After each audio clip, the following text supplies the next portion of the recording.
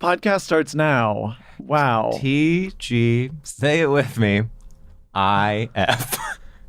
Thank you for saying that because I have actually not considered the fact that it is Friday, and this is something, obviously time affects us whether we like it or not, and I have not been letting time affect me. Because you're in the midst of your week off work. The rest of the month, you were Mad Men, putting on the suit, cheating on your wife, 15 martinis at lunch. Quite literally. Always knew exactly what time it was. Your secretary was getting sexually harassed. This week, you are in Bushwick. You are going to the underground show. You are having an orgy in the dark room at basement. You are seeing Charlie XCX at Boiler Room. This is not normally what our podcast is like, of me just saying gay guy references. No, but you're really good at it. Thank you. I mean, I know all of them. Someone's been on Twitter this week. Oh, yeah. Some would say it's one of the few things I've done. I've actually had the most un-TGIF day of my life. Well, first of all, it's 1:15 p.m., not to break the fourth wall. Okay. So what can you have done at this point? You have no idea what I have been up to. Okay. I have packed up all of my clothes in my apartment. Today? Into boxes this very morning. Because, of course, you and your partner are moving temporarily, at least, to the city of Los Angeles. Yeah, hard temporary. Uh-huh. And everyone, whenever you say that, everyone rolls their eyes at you. They say, oh, just say you're moving. I'm not. It's temporary. How are you handling the fact that you are attempting to sublet your apartment furnished? Does furnished also include everything you own except for clothes? Yeah, I'm thinking getting my clothes out. That's number one. Yeah. Are you going to hire, sorry to interrupt right off the bat, are you going to hire someone to do a deep clean? I think we will. Okay. Consider it. Is this is like an ad for my sublet? Yeah. Yes, exactly. Well, you do, not to call you out, you do need some people. Okay, but by the time this comes out, I might not. That's true. Hopefully not. And mostly clothes, and if there's anything like super personal, I'll take it out. Dildo.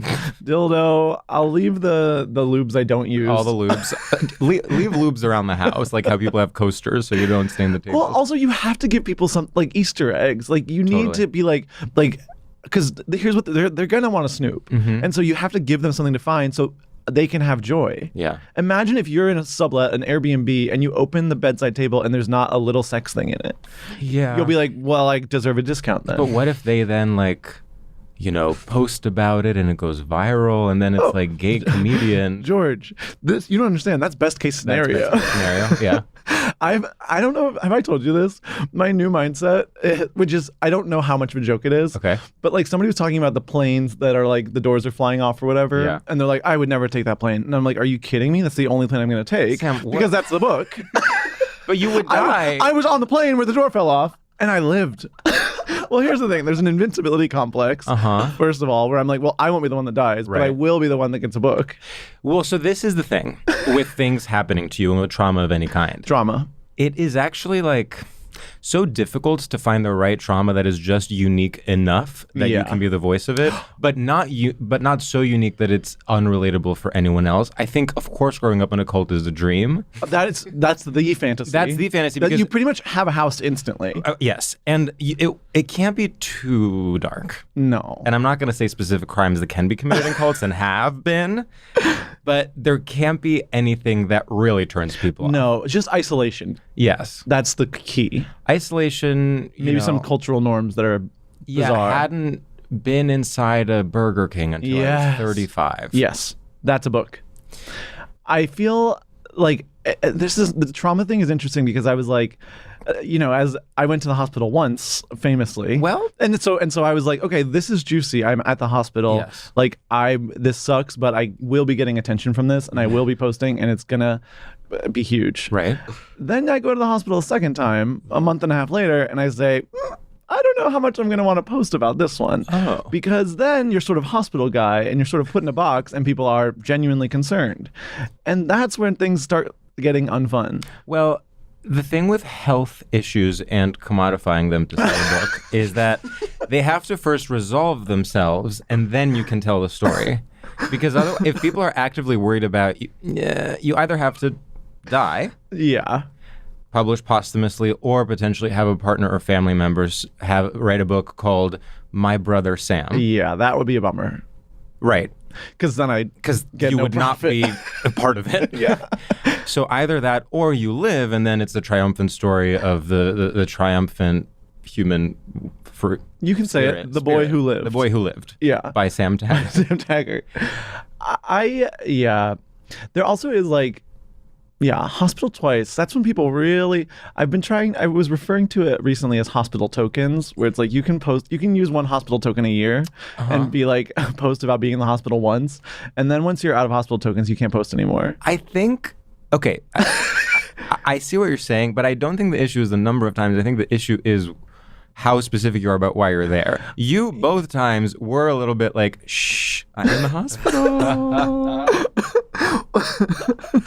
Like, to this Is day, that so wrong? do most people, I mean, I have to say, I'm probably one of the people in your life you talk to the most, I hope. I think I barely understand exactly where we're at in terms of your health issues. Yeah, you and my mom both. Right. Everyone's like, what's going on? I'm like, I don't know. I'm not the doctor. Right. No, I do To know. be clear, the doctor is my future father-in-law, so I should in fact know even more than I do, but he's obsessed with doctor-patient confidentiality. I actually find that so problematic. It's like, spill the tea, Spill girl. the tea. I'm literally, every time I see him, I'm like, are you going to spill the tea? Well, I told him so that he would spread the word. Like, Yeah. I waive my confidentiality. Sure. Okay, so any updates? I'm actually getting surgery no. in a week and a half. What? Yeah. You never tell me anything. Why would I tell you? It's upcoming. I'll tell you when it's done. Well, That's sort of my theory. okay. There's so much. I think we might have to bring in our guest, because we need someone to sort of navigate this couple's rift. There was so much juice in that you have to unpack Yeah. at some point. Right. So You don't have to do it right now. No, I do no. have questions. Maybe off camera, maybe after the pod, but once the father-in-law came in, then Yeah. Yeah, there's a that's lot sort of of a big story. part of There's the a lot lore. of story here. And let me just say, please welcome Jaboukie Young-White. Hello, everybody. Hi. So my boyfriend's father is a doctor. Not to brag. Okay. Yeah. I'm taking it as a brag. I'm very jealous. A doctor, that's right, in New York City, in the borough of Manhattan. It's pretty much the nicest kind of doctor you can get. Was this by accident that this happened, or was this? No. Sam, is intentional. Sam at one point, not to call you out, was like, Please. I'm in Bleep Hospital. Then I told everyone, Sam is at Bleep Hospital, and every single person I knew was like, get him out of there. People die there every day. And so then I was like, who do I know? Our local spot. Our local spot. And I was like, who? Oh. Spam risk. Uh-oh. Okay. I was like, It's Woodhull Hospital. yeah. They're like, stop talking about us. Anyway, it's not an So interesting then story. he And then I put was me in like, touch with can Matthew's dad? He's retired too, but actually loves being a doctor, and I think misses having patients. So Yeah. he really Whoa, so makes it was it like his passion a project. one less job. Very Yeah, much. truly. I love that. Yeah, he actually I kept dropping the line of convo. I was like, well, he helped me through that, and then he kept following up, and I was like, this is actually so nice. Yeah, we're not used to. The only way you can get good medical care in this country is if your podcast co-host's boyfriend's dad is a retired doctor. I mean, honestly, I could not have gotten as good of care without him. So there you go. Jaboukie, what do you think is the appropriate number of times you can post from a hospital in one calendar year? Man, well, As it a gay depends. creator. As a gay content creator. Whose brand is fun? It really depends. I feel like there's definitely one probably for you being the patient. But then after that, go crazy. Oh, You visiting? could just be in a hospital. Oh, that's true. Visiting. Like, Yeah. you could just be like, I had an experience that really opened my eyes, and now I kind of love hospitals. And Shout out to nurses, Heart. yeah, shout out to nurses, and I have fun in hospitals. You could go do TikToks with them. Start a comedy show. Yeah, start a comedy show In the hospital. non-denominational chapel. That's a great idea. I actually did go back to pick up records one day, and I was like, God, I loved it here. When you said that, I was like, I thought of vinyl record. I was like, That's do what they my sell Oh my God. records? Have you ever been to the record store inside of the hospital? That would actually be It's actually great prices. great business idea. Yeah. Well, no, I've always been pushing just one room that has a vibe in a hospital. Just one. Thank you. Yeah. Why is that illegal? Yeah, is it so wrong to want to catch a vibe in a hospital? If a bill is $100,000, you can't make one room with smart on, lights, right? Yeah, a little like those tiny Fiji water bottles. Like, Yes. please. I don't know. I do A think sneaker store / barber shop. yes. Huh? Yeah. Well, how do you feel about milking trauma for a book? Milking trauma for a book. I'm kind of neutral on it. I will say, I think that you should be able to just make up stuff. Yeah, as long as Anyone should be able to make up stuff? Yeah, you should just be able to make up All right. stuff. And just be like, yeah, it's autofiction, or like, I feel like why not? Well, let me tell you something. David Sedaris has been doing that for decades. Yeah. So this is new. Jesse David Fox mentioned this when we had him on, and you guys like said it like it was fact, and I was sort of like, okay, if two people are saying this is like it's fact, I guess I just have to believe it. I mean, to be clear, we have said this. David Sedaris is mother. Without him, there can never be a gay comedian. There can never be a gay sort of middlebrow gay comedians that are sort of like my mom. But I do think it is sort of a open secret that like that many things can't happen in that way to one person. Right. And he sort of like flattens the characters that he is describing, like each of his sisters and his parents. Everyone sort of becomes a cartoon character, which, to be clear, I have no ethical qualms with. I'm just saying that is a fact. Do you guys remember when that guy? It's the creative part of creative nonfiction. Of course. Yeah. What are you going to do otherwise? I mean, you got to add a little. Document, yeah. Do you remember when that guy got like canceled after being on Oprah's book club? Yep. James Frey. He said that Frey. he was like at 9/11 or something. Right? Oh. That was it, wasn't it? No, that was the guy from the league. Oh, that was it. That was Yeah. Okay. No, this is the guy that wrote that book called A Child Called It. A Million Beautiful Things. A Million Little Pieces. A Million Little Pieces. I don't know that one. It was about his drug addiction. Yeah. But then it turns out he like wasn't addicted to drugs. Yeah. I feel But he like- kind of was too, just not to Right. the Right. extent that he said he was. But I feel like that's the thing is like, Yeah. you're going to lie or you're going to like No, I agree. massage. So it's like, just go full fiction. Just like, Yeah. be like, I don't know what's true. I don't know what's not true. Make it fun for me because I don't believe you that you're telling the truth when they're like, all of this happened. I'm like, no, it didn't. Yeah, Yeah. I think when it's about your own life, you can lie. If you're a reporter reporting on Russia, potentially well. there you should tell the truth. no, I say No? paint me a picture. All right. Make me care. Magical realism. Yes, we of need course. more magical realism in sort of foreign policy reporting. Of course, if there was a beloved character, potentially more people would care. Yeah. Yeah. You know what's interesting? This is actually an issue with the news, is that people who are quote unquote enemies are actually more cinematic and interesting than people who we're supposed to be rooting for. Yeah. Like Putin, I'm like, I get who he is. Well, yeah. We're talking about a character. I could see exactly who should play him in a movie, how he would look, like his sort of tics, whatever. I'm like, I mean, who's someone who's a hero in public life? Anyone who's good. I'm like, I don't know. Oprah.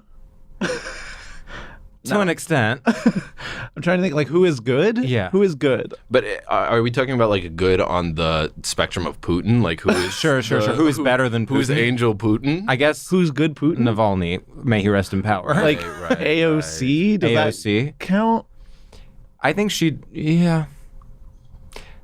Maybe it's just that when someone's good, you expect more from them, so then it's more difficult for them to be like, I am 100% good. Sure. True. Well, it's also like because it's we all have been Joker-fied as a nation Yeah. and maybe as a globe. Yeah. And so we are obsessed with finding Jokers in the so world true. and sympathizing and being like, how did they go from the little boy Right. to this crazy? And also when thing? someone is like, comes out and is like, I am the new good person, you're like, okay, I'm giving it a week. And after that, I'm going to start making fun of that person's hair.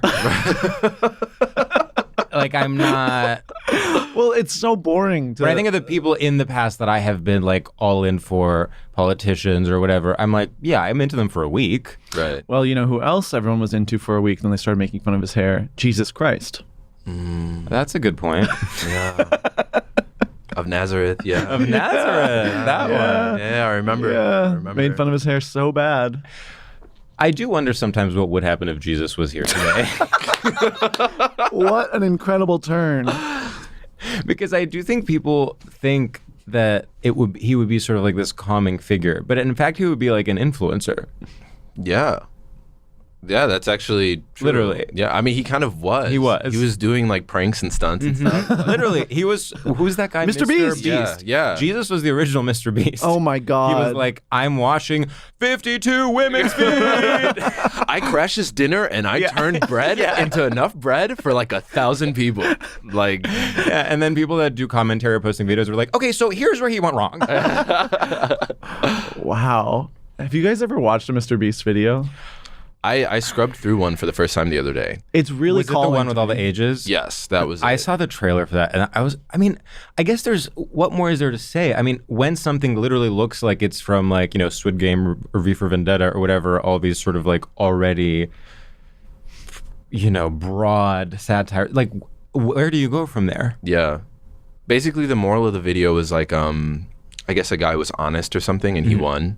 Oh, so it's like a Willy Wonka style story. But also 40 was the best age. 40 was the best I age. think 41. Oh, shut up. Yeah. Which is like, that's really empowering to hear as a gay man. I agree. Totally. Yeah. I mean, there's something to it. Yeah. I am scared for the moment where I can't, I feel like when I was like 20, I was like, well, I bet 30 is going to be, and now I'm 30, and I'm like, I bet 40 is going to be, and it's like, there is going to be a point where I'm like, I can't be like, I bet 70 is going to be the best time of my life. Well, what if it is? Like, it might be. It might be. Maybe it is. Yeah. That could be fun. I do think we have said this, that like being in your 30s as a gay man is the oldest you can be because you're not young, but you're not daddy, so no one knows what to do with you. Yeah. I do think maybe 45 is the best age. I'd say 42 because 45. Okay. Wow. Sorry to correct you, but we have to engage. Yeah, of course. Yeah, if we're just agreeing with each other. We're just agreeing with each other. What are we doing here? Yeah. But 45, if I'm putting myself in the character of a 45-year-old, I'm instantly thinking like, well, I'm basically Almost 50. Right. Whereas 42, you're like, this is new, Right. but I'm ready for it. Mm-hmm. Yeah, that's a good point. What age do you wish you were? What age do I wish I was? Honestly, I'm 29 right now, and it's the most disgusting. Yeah, it's like make up your mind. 29 is a little bit like you've been edging and like it's time. Yeah, like I'm ready. Yeah. I'm ready. I feel like it should be 28 straight to 30. I Yeah. agree. Like I Well, feel like 30. I'm excited. 30 is a good. Yeah. There's also something about being 29 where it's like, you're lying. Like anyone who says they're 29, I'm like, come on, just tell me how old you really are. I'm actually 22. Also, to be technically in your 20s while being essentially 30 is so like embarrassing. It's condescending. It's like being 19, being in college, and be like, I'm a teenager. yes, it's that exact vibe. Yeah. It really is. I'm ready to go to adult college, whatever that Oh is. yeah. Yeah. What is adult college? The hospital. Tell you what, I've never felt more young. I don't know if I already said this on the podcast. Oh, because of course it's the hospital, so most people Most are people in fact elderly. Yeah, you're like daddy alert. No, they were they were being like, every single doctor, oh, young guy like you coming in? And I said, well, not in Hollywood. I mean, if there was an entertainment industry within the hospital ecosystem, you would be like the #1 star. You'd be the Zendaya of a hospital. Yeah. You'd be wearing the Mugler suit, just going from the cafeteria to your little bed. To go get my colonoscopy. Oh, Should we do our first segment? I think so. Jaboukie, our first segment is called Straight Shooters, We have to and bring out we're our taking out our phones for guns. Yeah, no, I was like the simultaneous. I was like a little nervous. Our first segment is called Straight Shooters, and in this segment, we test your familiarity with and complicity in straight culture by asking you a series of rapid-fire questions where you have to choose this thing or this other thing. And the one rule is you can't ask any questions about how the game works. And it has to be. Despite That's a the question. fact that it seems like we didn't explain it in full. All right. Sam, take it away. Okay, Jaboukie. Yes. Among Us, Last of Us, or All of Us Strangers? All of us strangers. Being nominated for an Oscar or being dominated by an imposter? Being dominated by an imposter. Okay. Two Birds with One Stone, or E.T. Phone Home? Two birds, one stone. A delicious meal prepared by your wife or the pernicious appeal of comedian Matt Rife? Meal prepared by my wife. Becoming a sneakerhead, or copulating in a marital bed? Copulating in a marital bed. Being acquired by a private equity firm or being admired for the integrity of your sperm? Being admired. Jar Jar Binks or Baba Black Sheep? Oh. Baba Black Sheep. Chicken Milanese or cheating on your essay? Cheating on my essay. Wow. You know, recently we rank every guest on a scale of 0 to 1,000 doves, and we had a sort of mini period where we were being overly generous with our guests. The period was this week. The period was this week. All right. 1,000, 1,000, 1,000. Then we gave one person 850. 852. 852. How do you feel like Jaboukie did? You know, I'm trying to gauge. So what's interesting about this game is now it's becoming a mirror on us and how we're feeling about judging people. Because, you know, we were being so generous and then we overcorrected and we were being so critical. And I'm sort of like, where are we at? I know. And so with that being said, I think 923 doves. I think that is exactly your score. I'll take that. Because, you know, I felt like you listened in a way that was really important. Okay. But there was some hesitation still, and I could feel you sort of working through that. Right. You know, there's a part of me, and this is so not your fault, there's a part of me that's like, we've had so many guests in a row now not fight with us about the question thing. Usually people are trying so hard to ask a question because the game makes no sense. We yell at them, you know, we get mad, that's part of the joke. You know, it becomes sort of an iconic improv scene. Fighting. A good improv scene is fighting. Yeah. And I'm like, I'm ready for someone to come in guns a-blazing and really like put us in our place. Sort of Robbie Hoffman style. Yeah.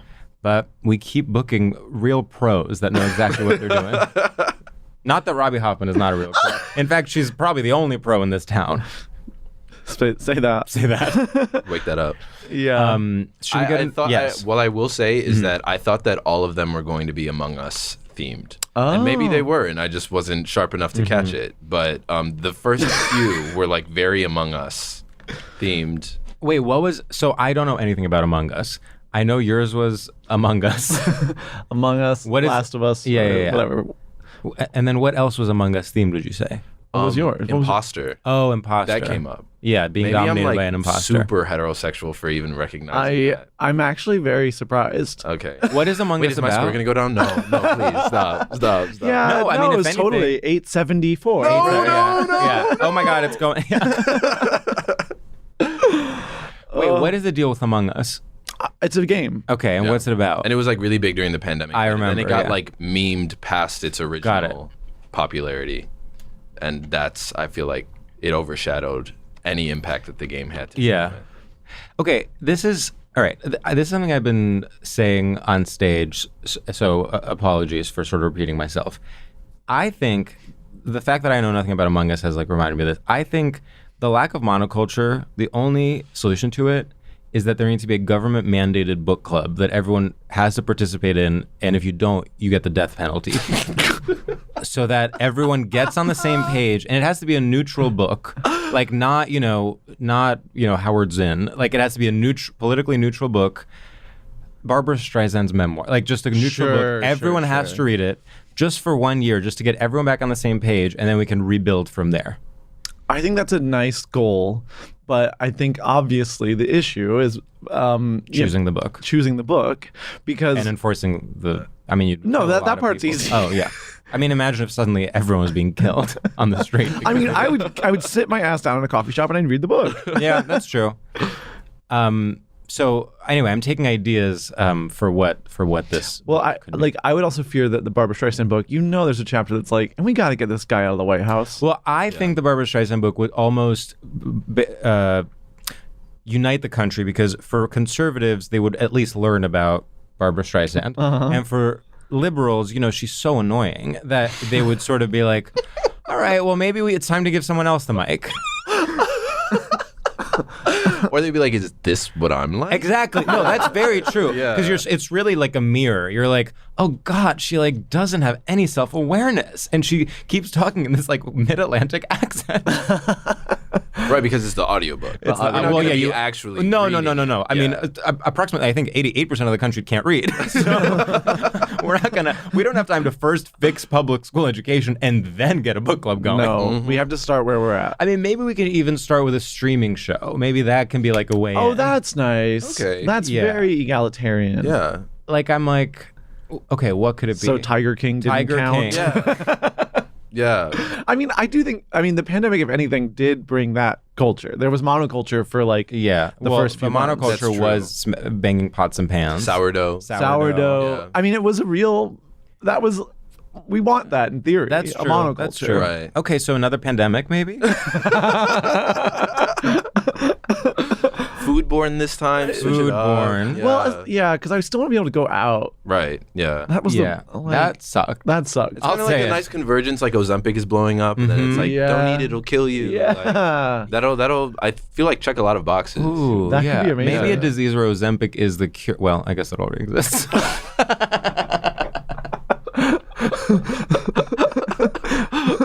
Maybe it's like sunlight's bad for you now. Oh. And you can only go out at night. Ooh. Oh, that actually would be really cool. That could kind of work. Yeah.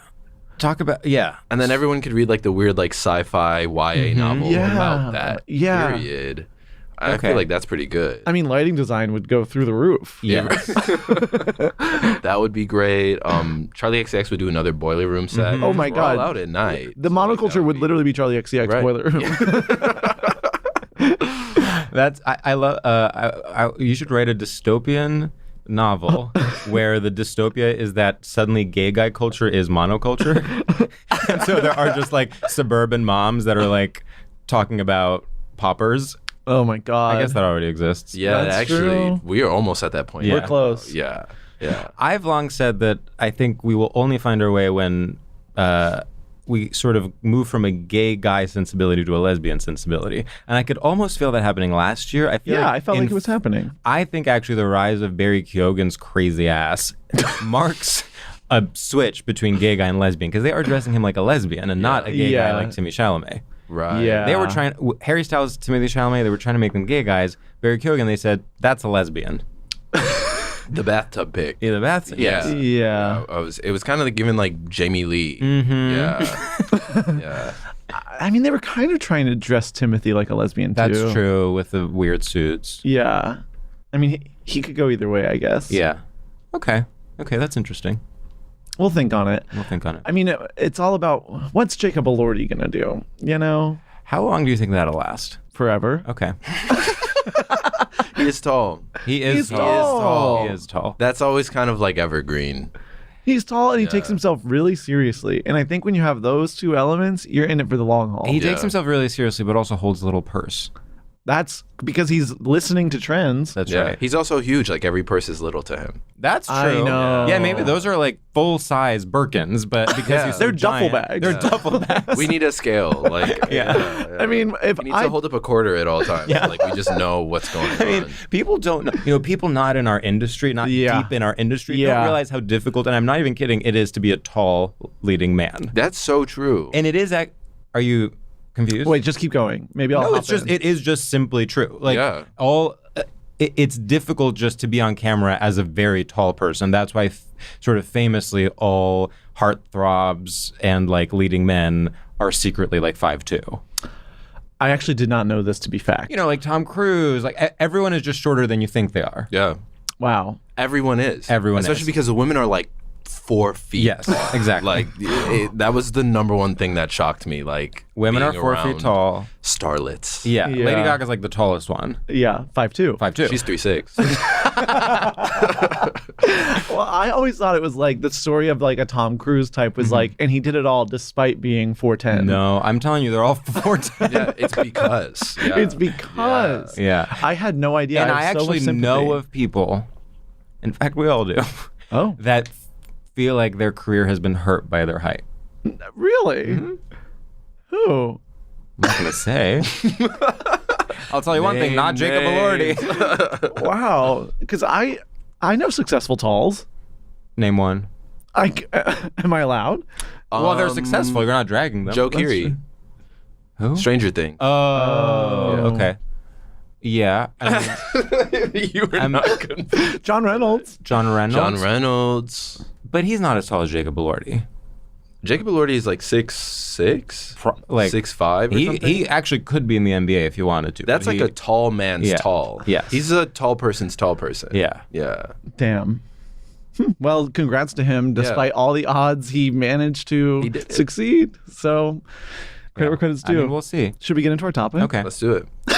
Jaboukie, what is the straight topic that you've brought to us today? And what is straight about it? To talk about contact sports. Wow. Specifically contact sports. And I want to create a binary between sports that have contact and sports that don't have contact. You were saying before skin-to-skin sports. Skin-to-skin sports. Yes. Raw sports. Raw. Yeah, sports. Uncut. I think this is a really good topic because we've covered specific sports before, but it's more, we've covered like football and hockey and like the cultures around them. Yeah. But contact sports as an entire genre is so specific in its broadness, because I specifically remember like being like, what sports should I do in high school? And being like, well, I can't do the contact sports. Yes. Same. And I wanted to wrestle so bad. Yeah. Yeah. Oh my God. Oh my God. So bad. And that was, that wasn't a gay thing. It wasn't. Mine fully was a gay thing. I wanted to wrestle so bad. It was so crazy that people were just going around in high school doing that. It actually was crazy. It was also extreme, like the lifestyles that they live. Yeah. Them being like, yeah, I'm like wearing a garbage bag all week. Like that was crazy. I'm spitting in the toilet all day. Yeah. I hated that. But it was very Black Swan at the same time. And I feel like that's kind of what drew me to it also. Yeah. It was like the psychosexual like performance of it. That was very internal, you know? Yeah. Well, there is something about wrestling that, even though it is, of course, so violent, there's also something so quiet about it. Like, they really are sort of just motionless a lot of the time because they're pulling / pushing in equal, with equal strength. Right. Like, it's not like boxing or something where you're just like pounding each other. Okay, I have to say, It's like, contact sports is the central issue. This is going to sound literally homophobic.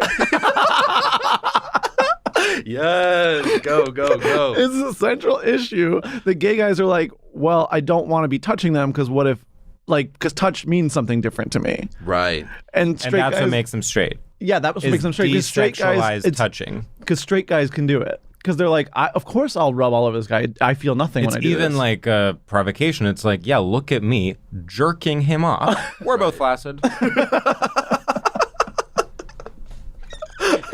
And one of us is going to win a medal for being the least hard. Being gay in contact sports is like being tall in Hollywood acting. That is a really good point. Because you can do it. Yeah, but the odds are really stacked against you. The odds are really stacked against you. Okay. And also being tall in real life is a privilege. Yeah. And being gay in real life is But see, this is what I'm saying. Being gay in real life actually is a real advantage to touching men. It's actually like sort of the main thing that you have to be in order to like go around touching men. That's true. Whereas if you're straight and you want to go around touching men, that's more difficult in real life. Well, you have to play contact You have to sports. play contact. Yeah. Like if you're a straight man and you're like, God, I wish I could touch men in a platonic way. You can only do that in the ring. Yes. I mean, it's the only way to male bond. Yeah. Huh. Okay. But then I think what's interesting is that you look at the non-contact sports. Right. Like tennis. Yes. Volleyball. Ooh. Why are those gay? Well, Because like those are gay coded. Are they not? No, they absolutely are. are gay they coded. are. Why are they gay? Well, I do think this is a sort of a slightly separate conversation in terms of tennis, in terms of swimming. I think the less team-based a sport is, the more gay it is because it's like individualistic. Whoa. It's like someone basically, it's sort of the sport equivalent of posting a mirror selfie. Is playing tennis or swimming on a team. You know what I mean?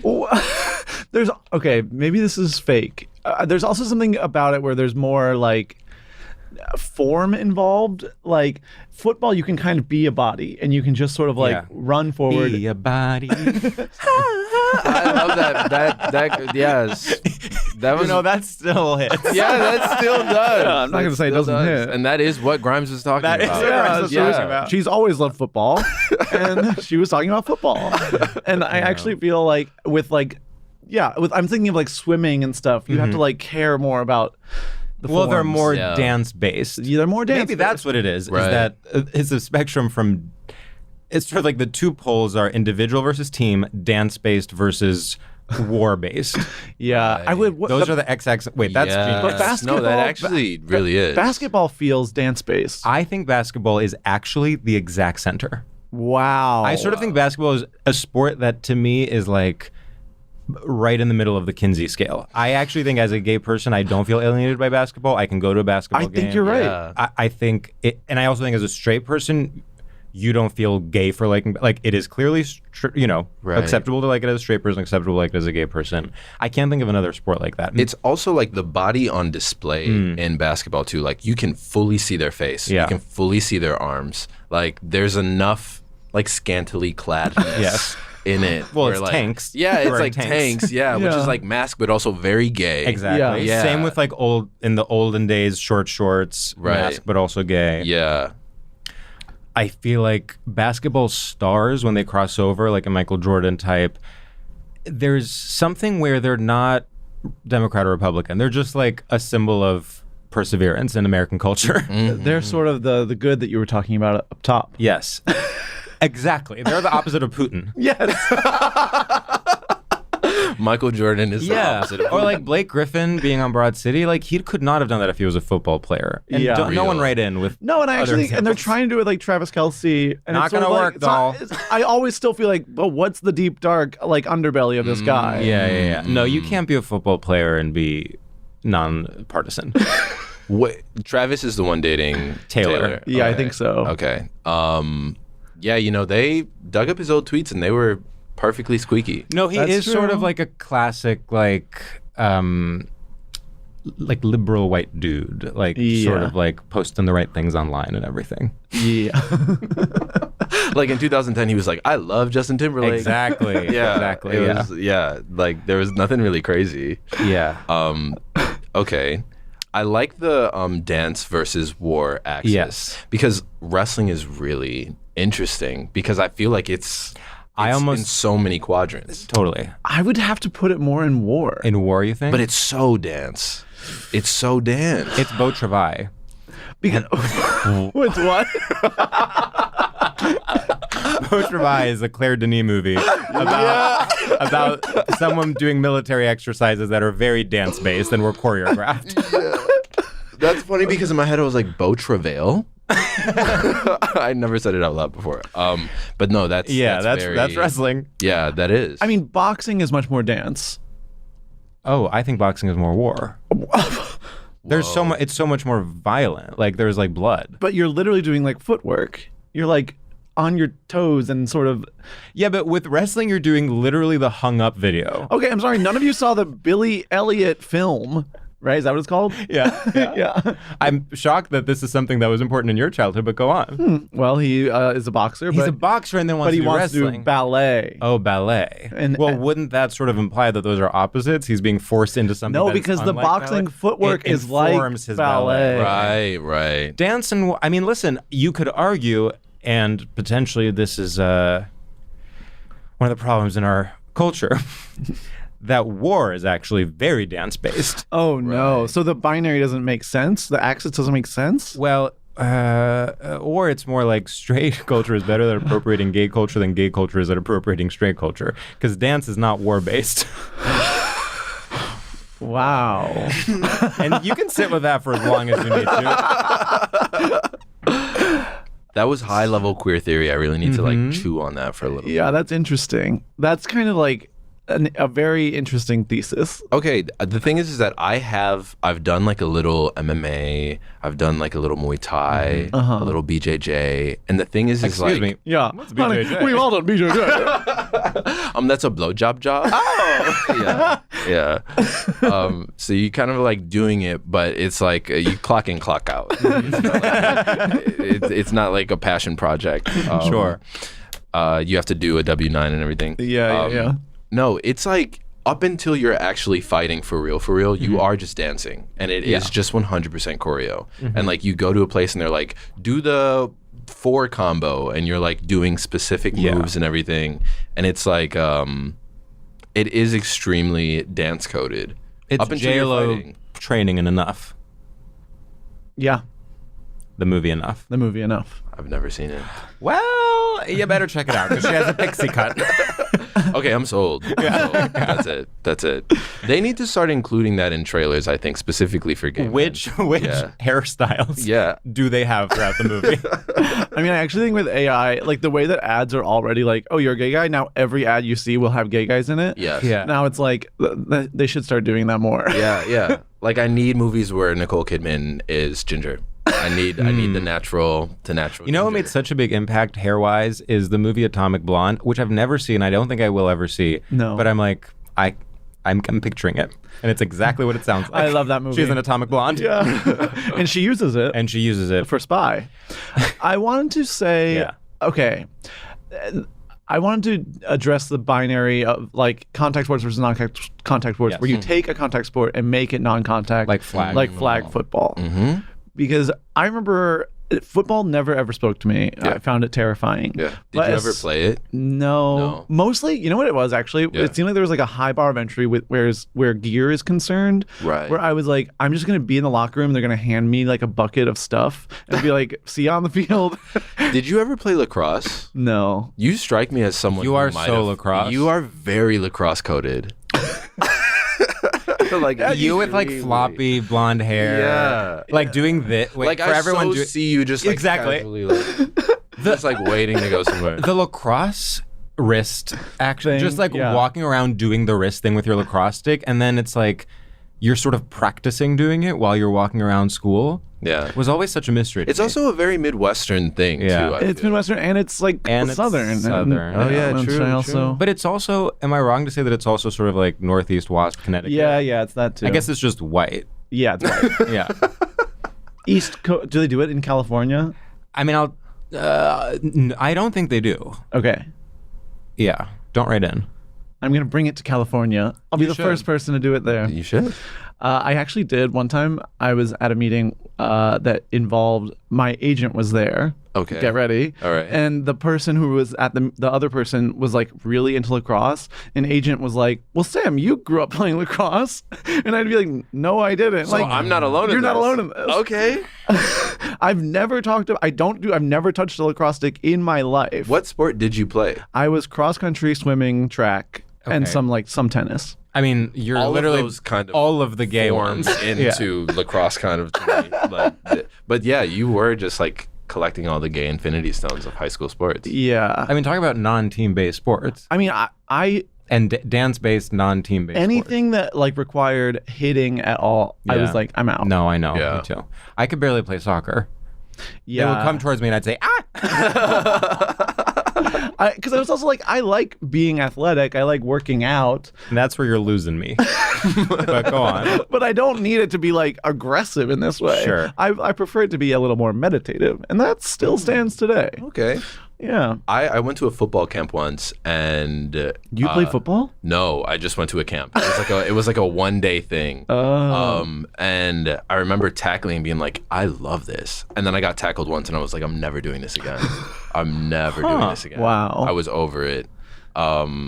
So yeah. But it had nothing to do with latent homosexuality. You just didn't like being hurt. No, I didn't like being hurt. No. But the pain is part of it. And I want to, that's the other thing is I actually feel like, and maybe I'm wrong, I actually feel like, this also sounds homophobic, I feel like straight guys are more comfortable being hurt. Yeah. At least that's how I felt as a kid. Right. Where I was like, well, I don't want to be hurt, but they're all fine with it. Right. Yeah, well, it is actually sort of a form of intimacy.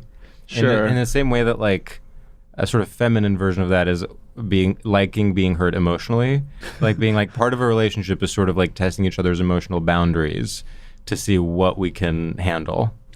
For straight men, it's like hit me until I pass out. That's so real, actually.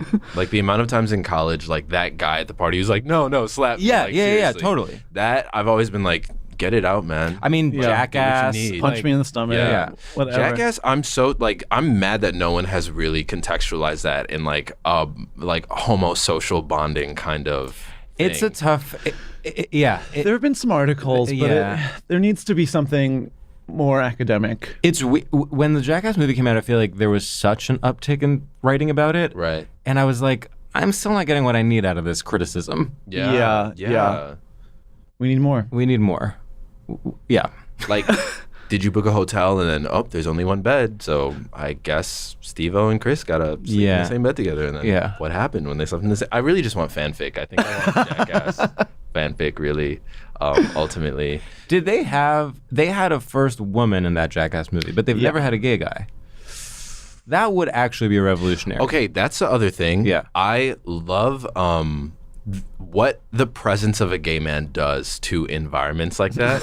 Because it is like, it really does feel like a bullet in a chamber when you're playing Russian roulette. Yeah. It's like, it's not all fun. Like someone could discharge. Like something could go off. Like there's actual like potency to it where I don't know. And like with contact sports and everything, like the level of homoeroticism that you can get away with when everyone is under the impression that like it's almost like everyone is trying to run away from that. But when someone is like, no, do it, I'm not scared of it, then it becomes the most dangerous thing in the room. It's like, almost like it depends on, the entire rules depend on the assumption that no one is gay. And that no one is enjoying it. And that no one is enjoying it. Yeah. But then it's crazy because it's like, but you're enjoying it. You're all enjoying it. Yeah, you're all enjoying this. So like, what's up? Because I don't want to get hit. I don't. But you guys love getting hit. You come back time and time again. I mean, is it an advantage to be a gay man in a contact sport because then straight men don't want to come into contact with you as much? I actually think, I mean, I think this is like some sort of comedy premise. Well, but you know where comedy comes from? Truth. It's a perfect crime. We need a gay guy to infiltrate wrestling. I feel like this is so close to like a literal Degrassi plot line. Yeah. Like where it's like, because I know there was one point where one character told everyone he was gay so that he didn't have to go to prom with this girl he didn't want to. But I also could absolutely see it being a plot line that he's like, and I'm gay, so don't wrestle me or whatever.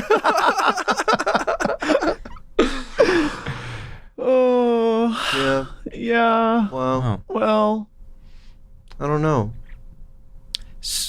We love silence. We do. It's a feature, not a bug. Okay. Yeah.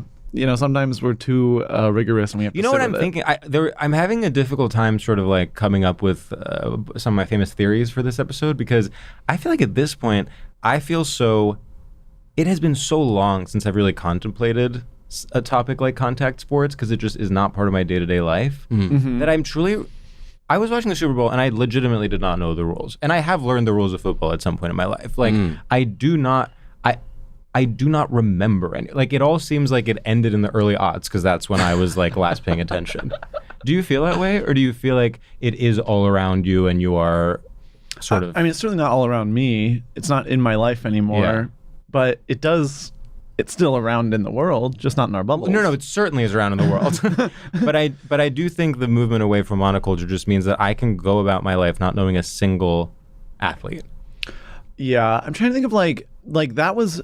I do remember, like, I like this topic so much because that was like a genuinely alienating thing. Yes. I remember like being like, okay, they're all gonna play tackle football and I'm gonna sit on the side, and it's like. I don't know what that equivalent is now. Like the closest I have now is like just people talking about football, which I know this gets specifically into football, but I do find it deeply alienating in a way that is like, it's like, is this trauma? What is this? Yeah. I feel like I did not understand football at all, and I would just like glaze over whenever it came up until my brother, who played sports our entire childhood, was just explaining that like, even though he doesn't play anymore, he still keeps track because there's like stories and drama going on at like all times between like this guy got drafted, so he was on this team, but he's playing his old teammates. So like there's so much stuff like crackling underneath the surface, but you do need to dedicate like 3 hours a day of your life to keep up with it. And I'm not doing all that. This is what it is. It's sort of like how, I don't know, if let's say you're a gay guy that likes the Oscars, you can sort of basically participate in that without watching any of the films. Yeah. And sometimes I was just in the barber this morning and I caught, Sports Center or whatever was playing, and I was like, this is juicy. Like whatever they're talking about is basically like they're recapping a reality show or something. Right. But there is such a barrier to entry because the effort it would take for me to catch up would, I'm sorry to say, not be worth it. It's too much. But now I know, like, whenever I'm in an environment and there's like a bunch of straight men who are watching sports, I'm not like, oh, who's winning? I'm like, so what's his story? Exactly. Yeah. Where's he from? Yeah. Are his parents still alive? And the fact that your instinct was to say who's winning is almost your bias against. You're like, oh, they're straight. They must be simple. Yeah. Oh, look at these guys who are Yeah. just watching. No, Yeah. they're actually really. You're like, hey, invested in little the buddy, nuance. who's winning? Wow. But he has feelings too. That's so true. Yeah. It just holds so much for people. Like all the contact sports. You go. Tiny question. Yes. Yeah. Do you feel the physical contact in contact sports almost reverberates so much, which is why people feel even more passionate about supporting those teams? Because they're out on they are putting their lives in danger for me. Yeah. In a way that Roger Federer is not for me. Mm-hmm. I don't know who Roger Federer is. A tennis player. Okay. What's his story? Well, he's sort of like the current GOAT, I think people would say. Okay. Does he have long hair? No, he is short I always hair imagine a male tennis player with long hair. because of Andre Agassi. Oh. I don't even, just like the AI image that my brain conjured up. Yeah. Federer is like Swiss. He's very sort of like picture like a European man. Okay. Barely an athlete. Like, I think he is meant to be a business person, but he was like, well, I'm here. I might as well play tennis. Okay. Huh. And That's he nice. just decided to be the best. Yeah. All right. Wait, did you play any other sports growing up? A little sport called theater. Oh. I didn't play any sports. So in high football school. camp how did that come about? You were not even playing football. No. So I had cousins that were like really into football, and my brother was always into like every single sport. At one point, he was playing basketball, football, and baseball at the same time. And Like I at was, once? Yeah, at He's once. literally, like, and I was on the like, field. I kind of just Bat brewed. football. That's my thing. Yeah. And then, I played basketball in middle school, and then I got like a little knee injury, and then I stopped. But I never would. I was terrible. I made like maybe 8 points over 4 years. Damn.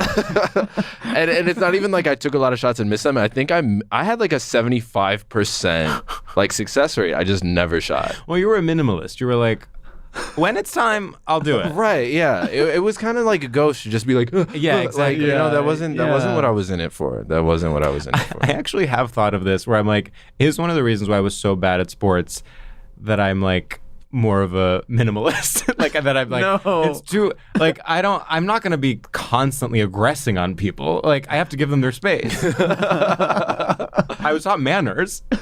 Well, I find that for me, the problem with sports, and even kind of to this day when I'm playing sports with other people, is like I cannot 100% go for it. Like, yes, there's I just agree. no narrative that I can I tell know. myself where it's like I need to risk harm in order to do this. I Yeah. just don't have that level of competitiveness. And in it's me, I a don't real think. peek into your own nature because you're like, damn, not to project this onto you, but it's like, if I can't do that, then what chances am I missing in my normal non-sports life? Okay, all right. You know what I mean? Wake that up. I feel like for me, it was like it's just not that serious. Yeah. Like no, I that's know fair. what serious Yeah. is, and this is not it. Yeah.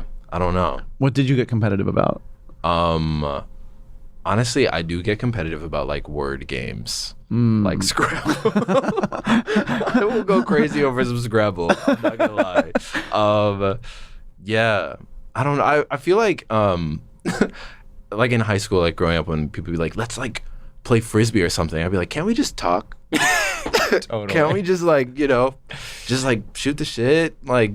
Ponder. You Yeah. guys don't ponder. I was very serious about pondering. I feel like that's very what I competitive love. about pondering. Yeah. You're like, I can tell I'm pondering harder than you are. Yeah, you're not pondering enough right now. It is true that some people don't ponder enough. No, it's really true, and it's kind of sad to see. I think potentially the government mandated book club could help with that as well. Of course, that would Give them something to be inspired about. close the pondering gap. Close the pondering gap. Yes, exactly. Yeah. Wow. Well, Jaboukie, any final thoughts on contact sports? Wow. I will say, I feel like there were no moral judgments on contact sports, right? We were just kind of like exploring. No, I know, we didn't get into the political. Yeah, you know we what's didn't get funny into with the political. topics like this is like, contact sports so obviously straight, so we're almost like afraid of saying the obvious thing. Right. That we are trying so hard to find a deeper thing rather than being like, right, football is straight. Right, yeah. Next. Yeah. But it is also, it's homoerotic. It's homoerotic, yes. It's homosocial at the very least. Very much so. Yeah. And then I feel like once you bring pain into the situation, it's erotic immediately. Well, yeah. I've never experienced pain without being absolutely turned on the spot. That's actually how you can go to the hospital more than once. Yeah. Post about If it. you are Where you're just like, into I'm it. in pain, but you don't say what it is. You just have to say like pain. That's it, and then you can post as much as you want. Sure. Maybe I'll pop in this afternoon. Yeah. Honey, I've got the health insurance. Yeah, For just once. like whack your head on a Use it. subway pole. Yeah. Okay, that works. Yeah. Have some proof. Yeah. Make it Honestly, that would be a good great experience. scam to get just like free food. Just like constantly hurt yourself, go to the hospital for lunch. A $30,000 lunch every single day. Beats doing the dishes. Should we do our final segment? Yeah, I think we should. Jaboukie, our final segment is called Shoutouts, and in this segment, we pay homage to the grand straight tradition of the radio shoutout. Okay. And give a shout out to anything that we enjoy at all. Okay. People, places, things, ideas. We'll go first. Yeah, and we think of it on the spot, so Yeah. don't worry about the fact that we're Right. springing it on you. And in fact, I'm trying to think. I think I have one. Oh, if you have one, please go first. Okay. What's up, everybody back home and all my chosen family that I love so much but never see?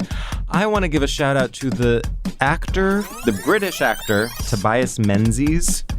Are you familiar? Which one is he? Do you know who he is? Have you? Okay, so he was in that new Nicole Holofcener movie with Julia Louis-Dreyfus. Yes. You Hurt My Feelings. He's the husband. Oh, okay, yeah. I saw him on stage last night in a play called The Hunt, and he is a little cutie pie, and he is so. When you see a British theater actor just finally do theater acting after being forced to be in like Game of Thrones for 16 years, you just feel so happy for them because that's all they want to do is to make negative money while emoting on stage. And he really killed it, I have to say. I was so proud of him. He has the most adorable little dimples. I said, talk about a tall man who has been able to kind of make it.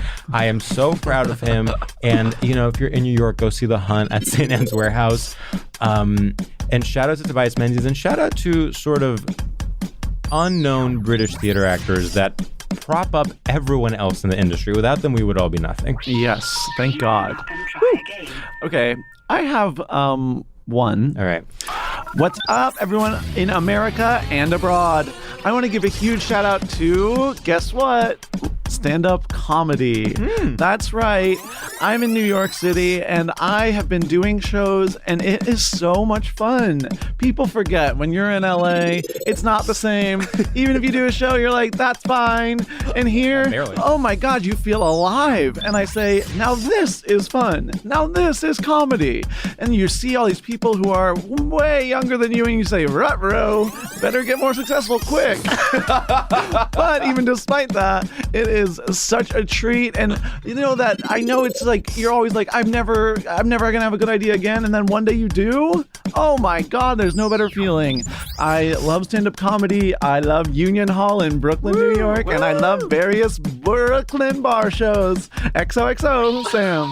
Wow. Love that.